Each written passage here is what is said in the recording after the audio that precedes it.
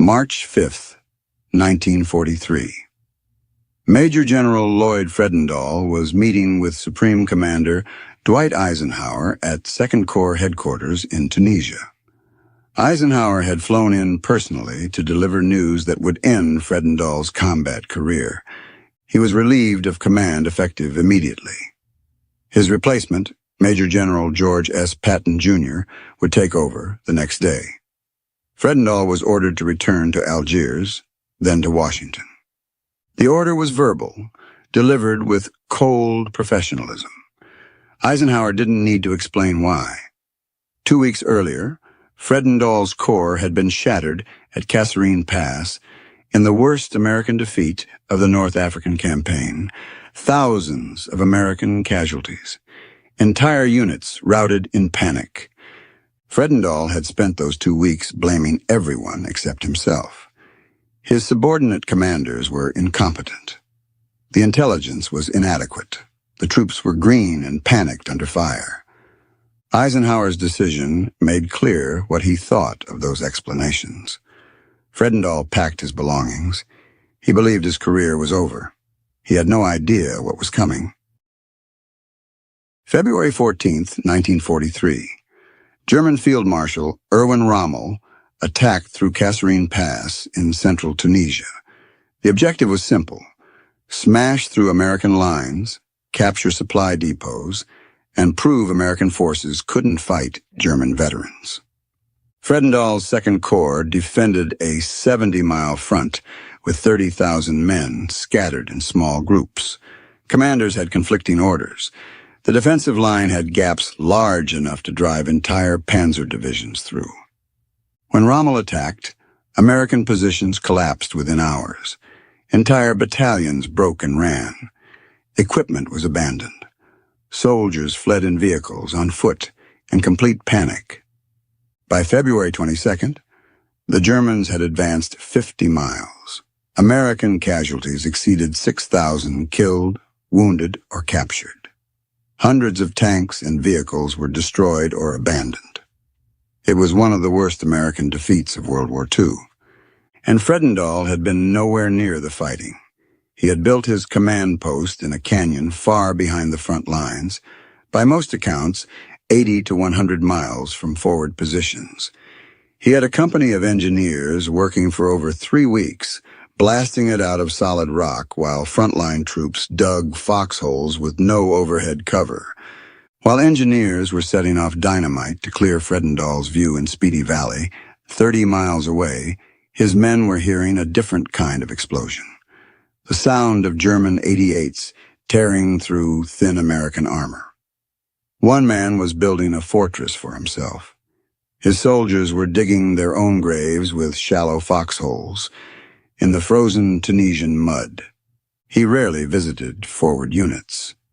He gave orders by phone to commanders he never met. When Eisenhower visited on February 20th to assess the disaster, what he saw convinced him Fredendall had to go. Not just relieved, removed immediately before he could do more damage. George Patton landed in Tunisia on March 6, 1943. He had been commanding in Morocco when Eisenhower called with urgent orders. Take command of 2nd Corps. Fix it. Do it fast. Patton arrived wearing polished boots, ivory-handled pistols, and an expression of barely controlled fury. He immediately toured every unit in the Corps. He fired commanders on the spot. He enforced uniform regulations that Fredendall had ignored. He visited frontline positions that Fredendall had never seen. Within 2 weeks, 2nd Corps was a different army. Discipline replaced chaos. Aggressive patrolling replaced defensive cowering. The same soldiers who had run at Kasserine stopped German attacks and began winning engagements. The contrast couldn't have been more obvious. Same units, same equipment, completely different results. The only variable was leadership.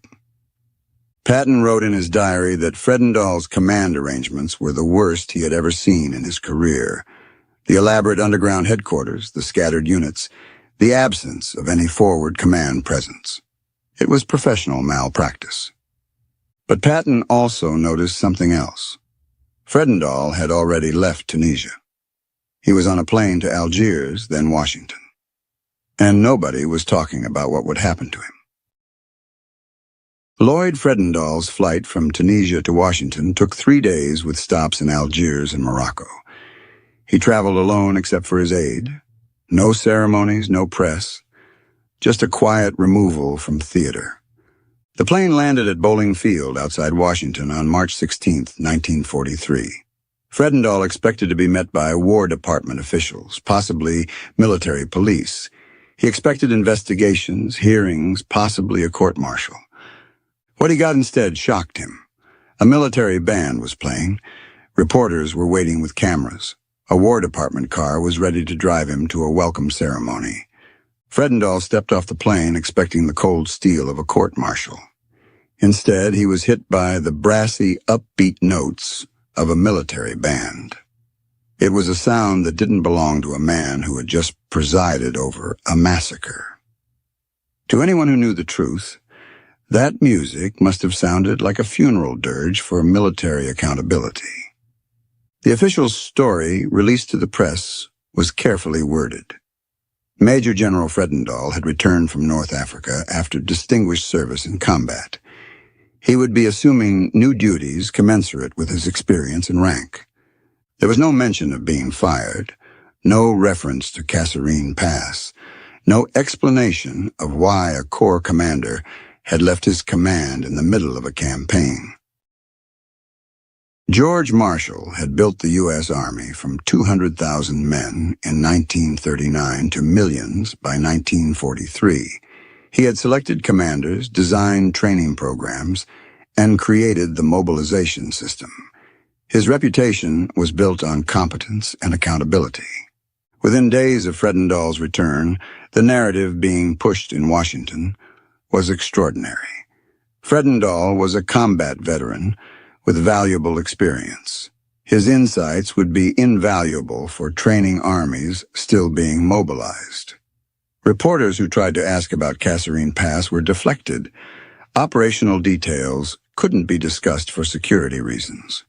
Fredendall's failure at Kasserine was Marshall's failure. Now Marshall faced an impossible choice.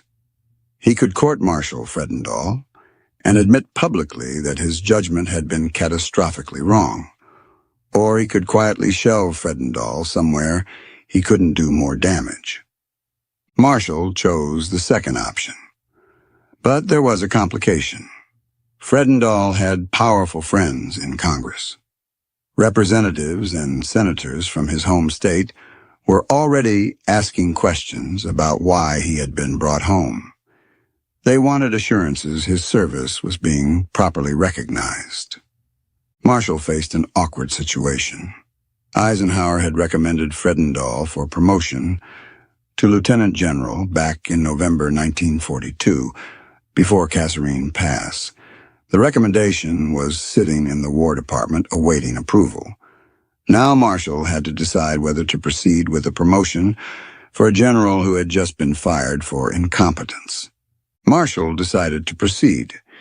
Fredendall would be promoted to lieutenant general and assigned to command 2nd Army, a training organization in the United States.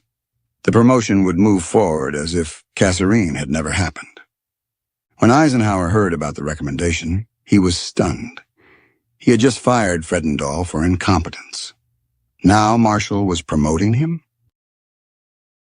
On June 1, 1943, Lloyd Fredendall was promoted to lieutenant general. The ceremony took place at the War Department with full military honors. Marshall himself pinned on the 3rd star. The official citation praised Fredendall's leadership in North Africa, his combat experience, and his contributions to developing American tactical doctrine against German forces. It made no mention of Kasserine Pass. It contained no hint that he had been relieved of command in disgrace less than 5 weeks earlier. Fredendall was now the same rank as George Patton, who had salvaged the situation in Tunisia. The man who caused the disaster wore the same 3 stars as the man who fixed it. The promotion announcement reached Tunisia within days. Officers who had served under Fredendall's failed command read the news in Stars and Stripes with disbelief and fury. Imagine being a sergeant in the 1st Armored, sitting in the dust of a defeated camp, holding a greasy copy of Stars and Stripes. You see the face of the man who sent your friends to die from a hole in the ground, and above his head is a new star. That wasn't just a promotion. It was a middle finger to every man who had actually bled in the pass. But the bitterest reaction came from Patton himself. He had just finished court-martialing officers for failures at Kasserine. He had relieved commanders for not being aggressive enough, for not visiting frontline positions, for command arrangements that scattered forces. Fredendall had done all of these things on a massive scale, and his reward was a 3rd star. While the 3rd star was being pinned in Washington, letters started reaching the War Department from the dust of Tunisia. Fredendall had been assigned to command 2nd Army, a training organization in Memphis, Tennessee. He would never see combat again. The anger in those letters was raw. How could the general responsible for the worst American defeat of the war be promoted while subordinates were court-martialed?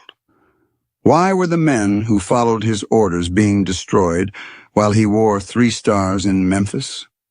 Marshall's response was always the same. General Fredendall's record speaks for itself. His current assignment makes the best use of his experience and abilities. Personnel decisions are based on the needs of the service. What Marshall couldn't say publicly was the truth. Fredendall's congressional connections made firing him politically dangerous. His powerful friends in Wyoming had made clear that any public disgrace would trigger investigations and hearings. Marshall had shielded the institution. The decision established a precedent that would haunt the Army for the rest of the war. Political connections could protect incompetent generals from the consequences of their failures. The contrast with other Kasserine commanders made Fredendall's promotion even more grotesque. Major General Orlando Ward commanded the 1st Armored Division under Fredendall at Kasserine.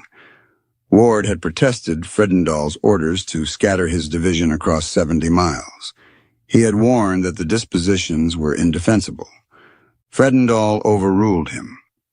When the German attack came, Ward's scattered units were defeated in detail exactly as he had predicted. Ward fought desperately to contain the breakthrough, moving constantly between units, trying to organize a coherent defense. After Kasserine, Patton relieved Ward in early April, 1943, during the follow-up Battle of El Guitar.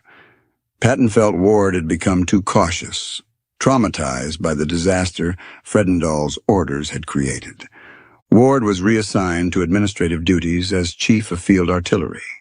Though he later returned to combat with the 20th Armored Division in 1945 and had a distinguished post-war career, the relief effectively ended his wartime command trajectory at the moment when Fredendall was being promoted.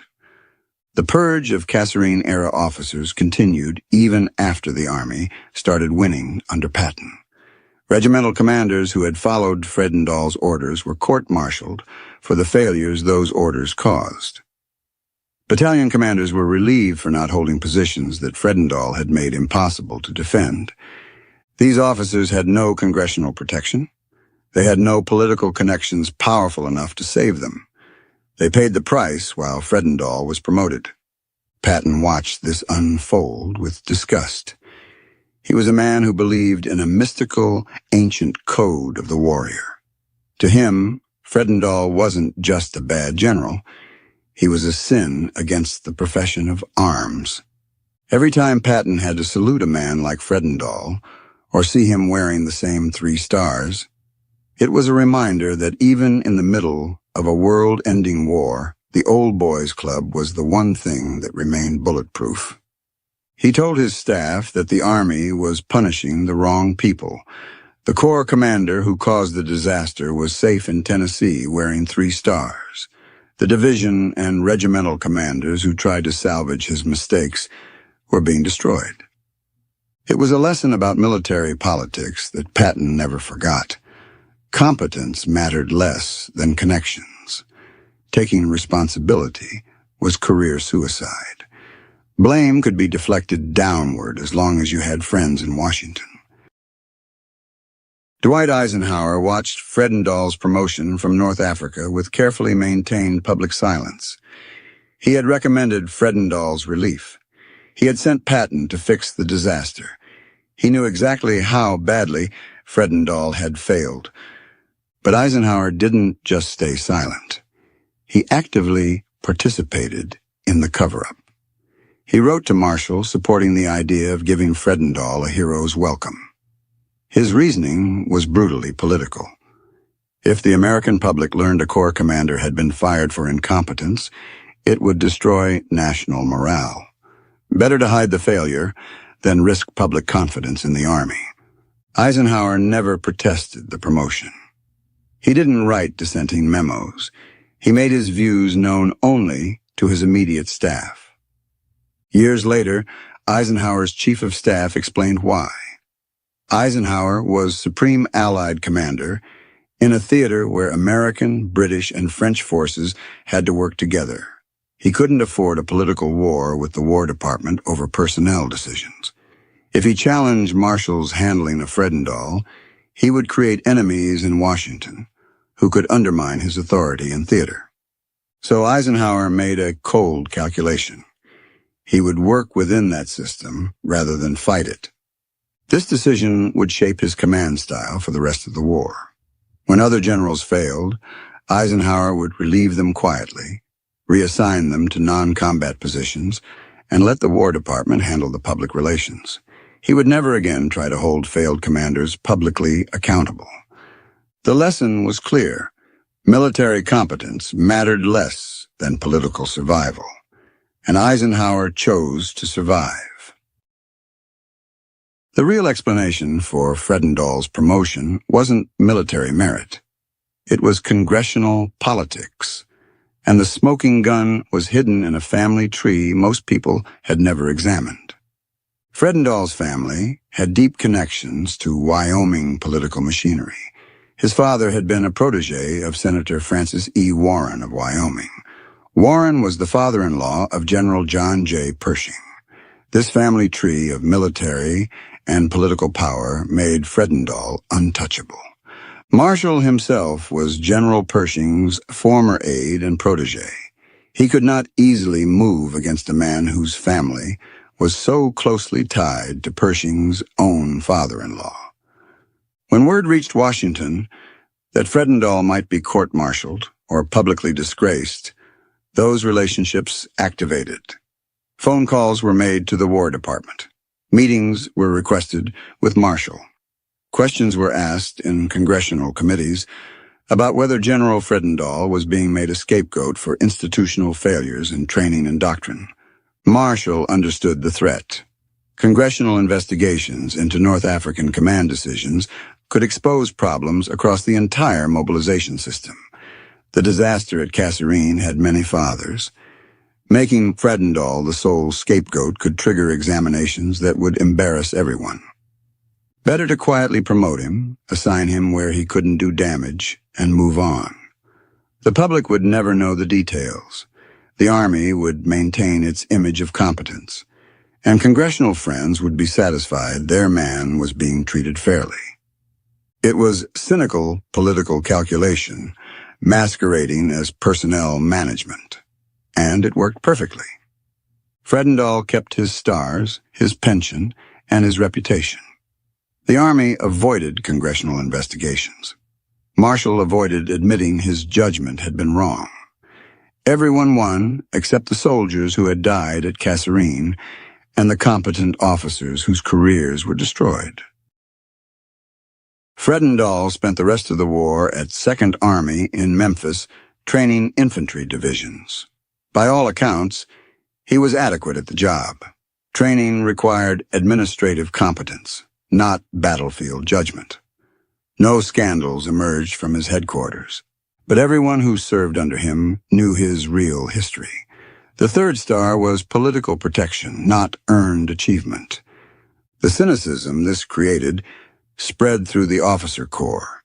Men who had just survived Rommel's attacks in North Africa found themselves sitting in Memphis classrooms while Fredendall lectured them on modern tactics. The absurdity wasn't lost on anyone. Some officers later credited Fredendall with teaching them valuable lessons about what not to do in combat. His failures at Kasserine became case studies in how not to organize defensive positions, how not to command from the rear, how not to scatter forces.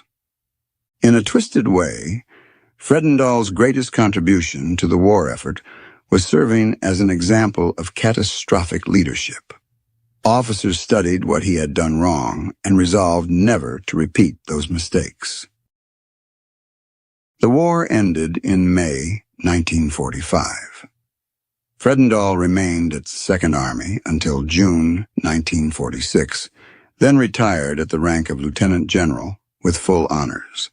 His official biography listed him as a distinguished combat veteran who had served his country with honor. The Kasserine disaster was mentioned only briefly in official histories. Most accounts focused on Rommel's tactical skill and the inexperience of American troops. Fredendall's name appeared in footnotes, not chapters. He lived quietly in California until his death in 1963 at age 79. He never wrote memoirs or gave interviews about Kasserine. He never publicly addressed his relief or the promotion controversy. Omar Bradley's 1951 memoir, A Soldier's Story, contained one devastating paragraph about Fredendall. Bradley wrote that Fredendall had lived in a command post blasted out of solid rock, 80 miles behind the lines, while his troops lived in foxholes, that he had commanded by telephone rather than personal presence, and that his relief was completely justified. Patton's personal wartime diaries, published after his death, were more blunt. While Bradley estimated the bunker was 80 miles back, Patton, never one for understatements, recorded it as a full 100 miles from the men doing the dying. He called Fredendall a coward who sent men to die while building himself that bunker. He called the promotion a disgrace to the service. His official reports had been far more restrained to maintain military decorum. Eisenhower's memoirs were more diplomatic, but equally damning. He wrote that Fredendall's relief was necessary for the good of the service and that the decision was one of the most clear-cut of the war. But none of these accounts changed the fact that Fredendall had retired as a 3-star general with a comfortable pension while better officers had been destroyed for lesser failures. In the late 1950s, Marshall was interviewed by his official biographer, Forrest Pogue, about his wartime decisions.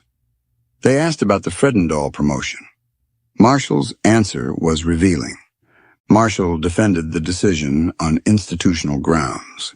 Destroying Fredendall publicly would have required court-martial proceedings that would have exposed how unprepared American forces were in early 1943. The troops were green. The doctrine was untested.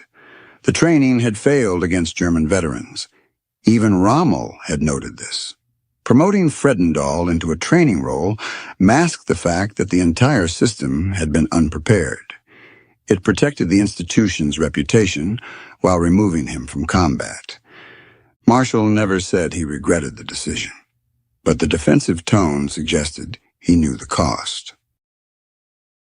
The consequences of this compromise echoed through the rest of the war, establishing a system where failure could be survived with political protection, while ambitious officers learned that cultivating congressional relationships mattered as much as tactical skill. It was a system where failure led to promotion, while success was optional, where political connections mattered more than dead soldiers, where the system protected the guilty and punished the innocent. The soldiers paid the price. At Kasserine Pass, over 6,000 Americans became casualties because of Fredendall's incompetence. After the war, those casualties' families learned that the general responsible had been promoted while their sons were buried in North Africa. We often talk about political face-saving as if it's a victimless crime. But every star on Fredendall's shoulder was paid for, in agonizing installments, by families in Wyoming, Illinois, and New York who were receiving telegrams that didn't offer promotions. They offered only a flag and a hollow thank you. In Washington, they saved a career. In North Africa, they simply filled a cemetery. The man responsible for the disaster at Kasserine Pass retired with full honors, a 3-star general's pension, and a reputation protected by the most powerful men in the Army. History is written by the winners, but sometimes it's also edited by the people too embarrassed to admit they picked the wrong man. Because in war, competence is negotiable, but connections are forever.